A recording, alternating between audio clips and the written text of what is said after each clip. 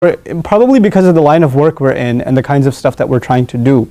So Allah Azza wa Jalla says, or teaches, the Prophet teaches us in this dua. This is narrated by Salama. It's in Ibn Majah. It's a Sahih Hadith narration. Allahumma inni as'aluka ilman nafi'an. The first part of the hadith is, or the dua is, oh Allah, I ask you of knowledge that is beneficial. Ilman nafi'an. Now, nafi' in Arabic is a powerful word because it doesn't just mean the one that benefits you, it means benefits others too.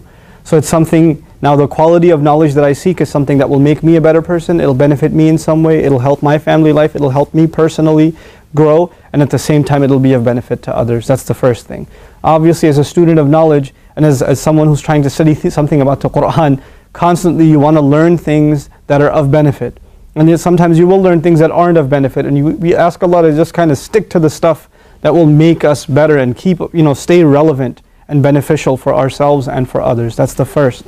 And believe you me, when it comes to any knowledge, including Islamic knowledge, there are plenty of tangents and tangential kinds of subjects that you can get into and get neck deep into that at the end of the day don't have too much benefit.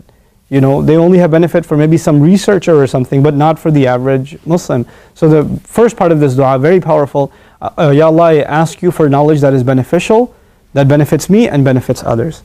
The second, he says, wa rizqan tayyiban. And I ask you for provision that is good and pure. Tayyib includes two things, goodness in it, something that pleases, something that's good to me, something that I enjoy, and at the same time something that's pure, meaning the word halal is kind of included inside the word tayyib. Its permissibility, its goodness is inherent, because the only things Allah made halal for us are things that are tayyib. The filthy things, يُحَرِّمُ عَلَيْكُمُ الْخَبَائِثِ, or يُحَرِّمْ عَلَيْهِمُ الْخَبَائِثِ. Allah prohibits filthy things from us. So by definition, haram things are filthy, and by definition, halal things are good and pure. So we ask Allah for, in this second part of the dua, I'm asking Allah for provision, sustenance, income that is good and pure. So my job should be good and pure. The way I make my money should be good and pure. The way I spend it should be good and pure. The food I eat should be good and pure. The drinks I drink should be good and pure. The places I purchase from should be good and pure. All of it captured in one, like me as a consumer, a responsible consumer of all the things I take in should be good and pure. So one was about knowledge, nourishing myself, in the spiritual and in the intellectual sense, and the next is about nourishing my body, nourishing my physical being, my home. All of it should be rizqan tayyiban, good, healthy, pure provision.